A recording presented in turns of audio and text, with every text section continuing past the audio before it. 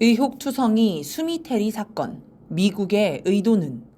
수미테리는 무슨 일을 하였나? 지난 16일 미 연방검찰이 수미테리 미국 외교협회 선임연구원을 기소했습니다. 테리는 한국계 미국인으로 미 중앙정보국과 백악관 국가안보회의에서 일한 경험이 있는 한반도 문제 전문가입니다. 검찰은 테리가 한국 정부로부터 금품과 향응을 받으며 한국 정부의 대리인이 되어 불법 활동을 했다고 공소장에 밝혔습니다.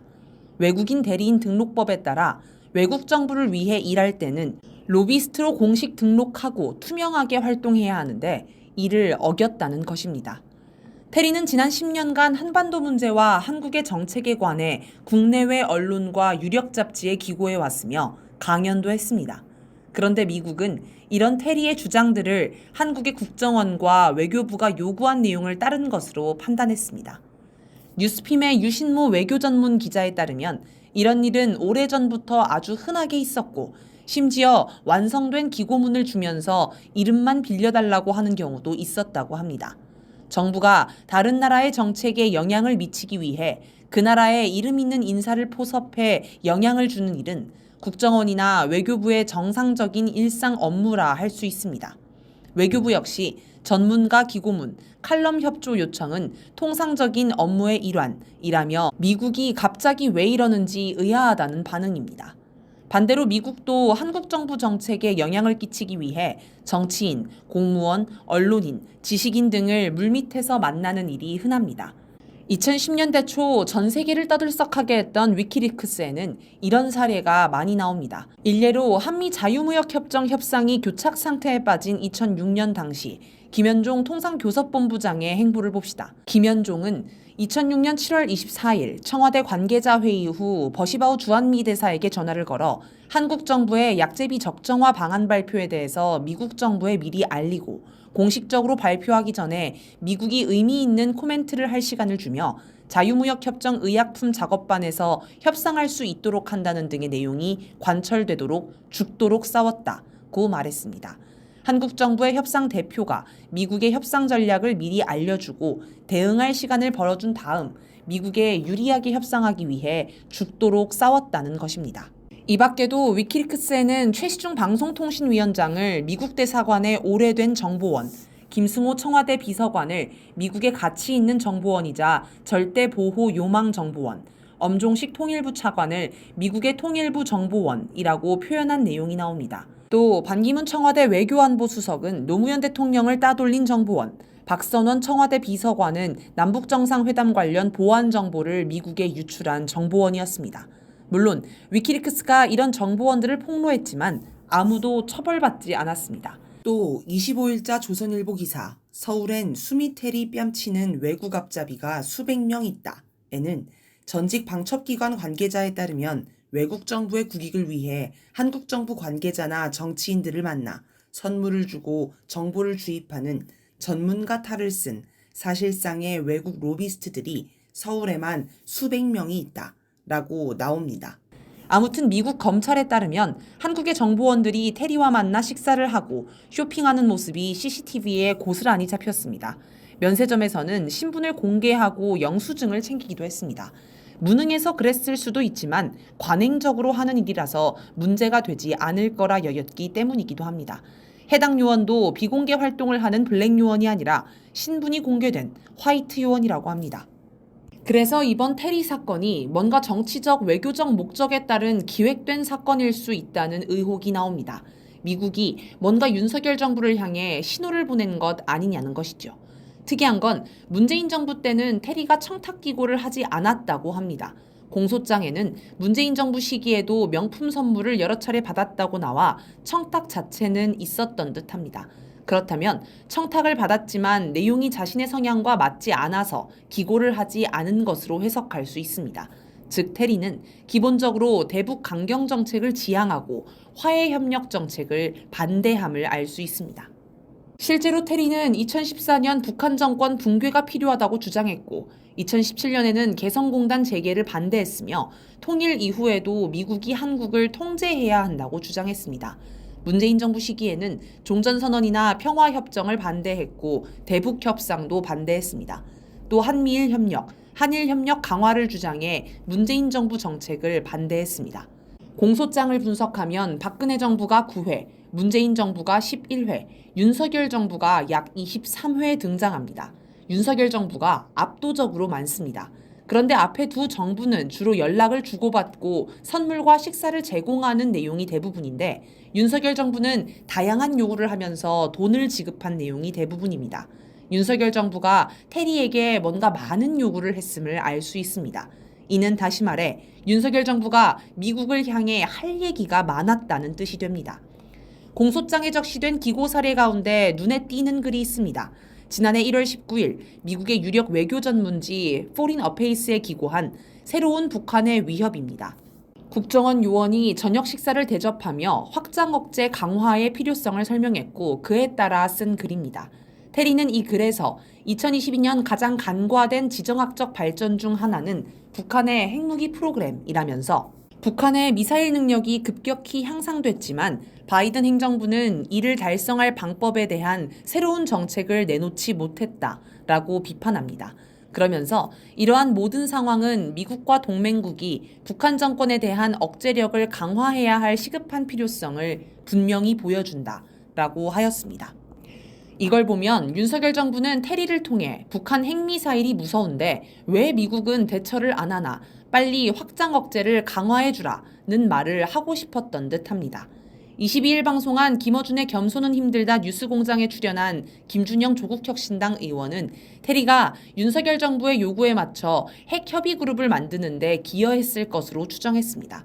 당시 윤석열 정부는 사실상 핵공유, 사실상 핵배치 같은 말을 계속했고 미국은 아니라고 부인하는 일이 반복되었습니다. 아마 미국은 대체 윤석열 정부가 왜 자꾸 저런 억지를 부리나 독자 핵무장하려고 준비하는 건 아닌지 의심하며 조사했고 거기에 테리가 연루되어 있음을 포착하고 이번에 본보기로 날린 것 아니냐는 것입니다. 미국이 테리를 때린 것은 윤석열 정부를 때린 것이나 마찬가지로 볼 수 있습니다. 그래서 유추해보자면 지금 미국 정부는 윤석열 정부를 향해 대북 강경책 좀 그만 요구해라는 경고를 보낸 것 아닐까요? 미국의 처지. 지금 미국 대선 유력 주자인 트럼프 후보는 선거 유세 과정에서 기회가 있을 때마다 자기가 북한과 친하다고 자랑합니다.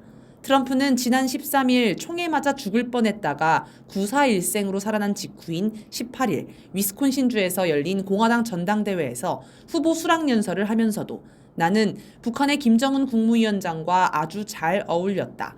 나는 또 김정은 국무위원장과 잘 지낼 것이라고 했습니다. 그러면서 핵무기를 많이 가진 사람과 잘 지내면 좋은 일이라고 했습니다. 왜 이런 이야기를 자꾸 하는 걸까요? 이게 대선에서 표를 얻는데 도움이 되기 때문입니다. 미국인들이 이런 이야기를 좋아한다는 말입니다.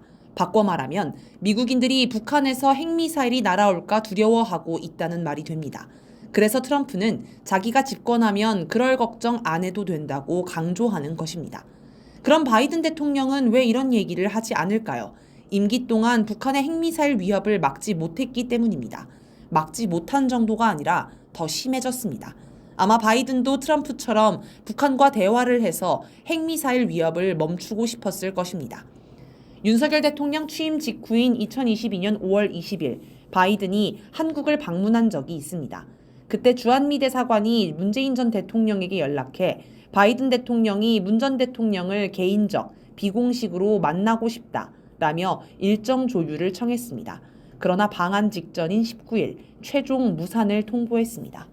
대통령이 다른 나라를 방문해 그 나라의 전직 대통령을 만나는 것은 현직 대통령에 대한 굉장한 결례입니다. 그래서 당시에도 여러 논란이 있었습니다. 윤석열이 미국에 강력히 항의해서 결국 무산되었다는 이야기도 돌았습니다. 바이든이 외교 결례를 무릅쓰고 문재인 전 대통령을 만나려 한 것은 북한과의 통로를 잇기 위해서였습니다.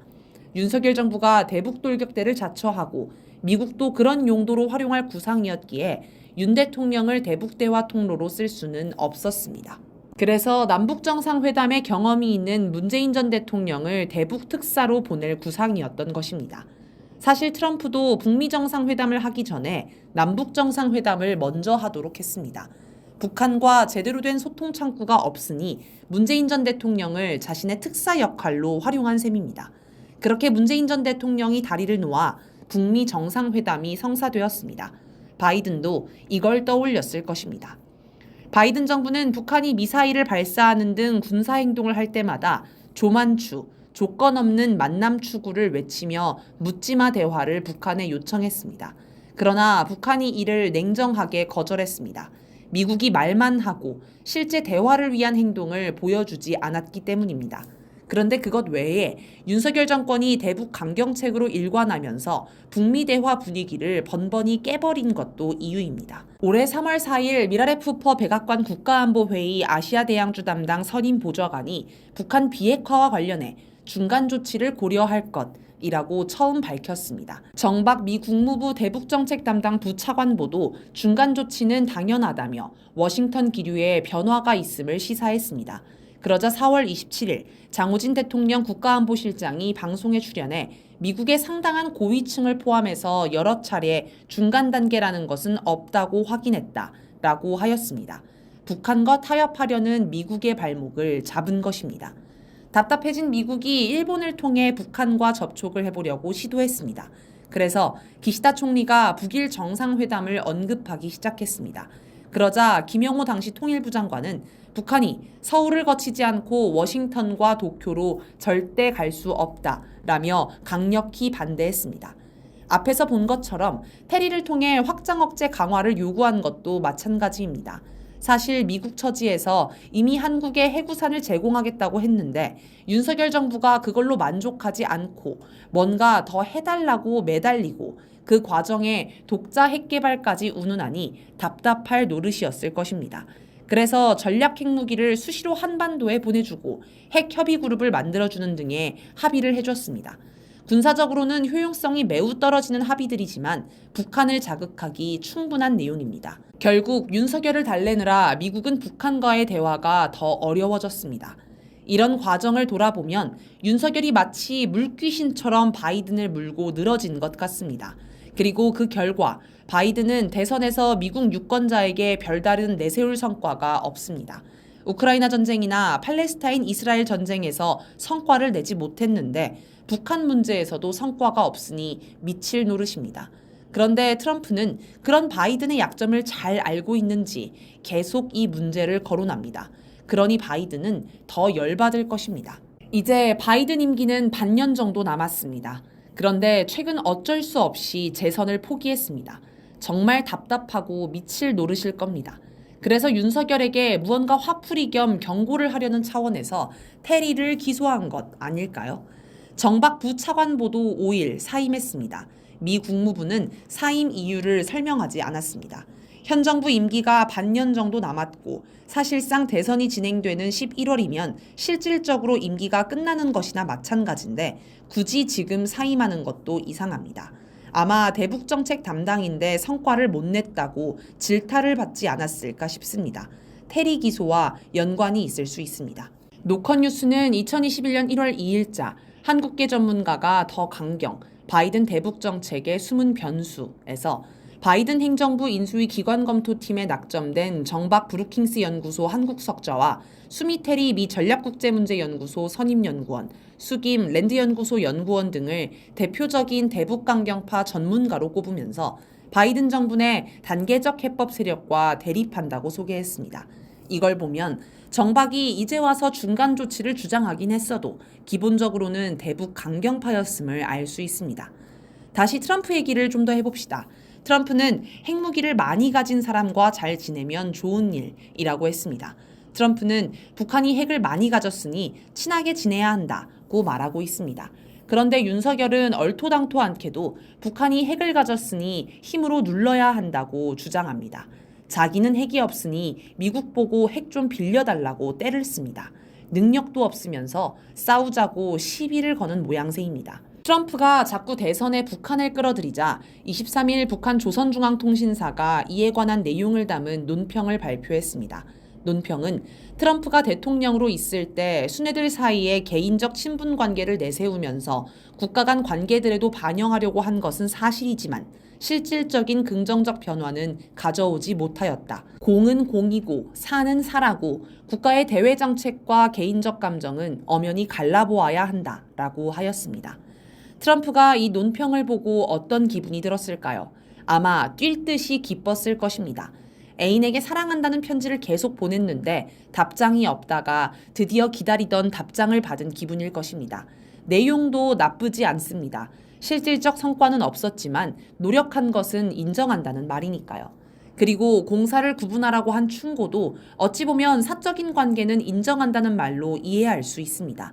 이건 북한이 암묵적으로 트럼프를 지지해 준 것이나 마찬가지입니다. 문재인 전 대통령 회고록 변방에서 중심으로를 보면 하노이 북미 정상회담이 합의 없이 끝난 것을 두고 트럼프 본인도 나중에 내게 후회한다는 말을 하며 미안해했다라는 대목이 나옵니다. 트럼프가 개인적으로, 사적으로는 북한과 관계를 진전시키고 싶었다고 얘기한 것입니다. 북한의 핵미사일이 날아오지 못하도록 대화에 목을 매는 미국. 눈치 없이 일전불사를 외치며 분위기를 깨는 윤석열. 윤석열 정부는 지금 한미 관계가 역대 최상이라고 하지만 전혀 그렇지 않아 보입니다. 윤석열이 과연 미국의 경고를 제대로 이해하고 있을지 의문입니다.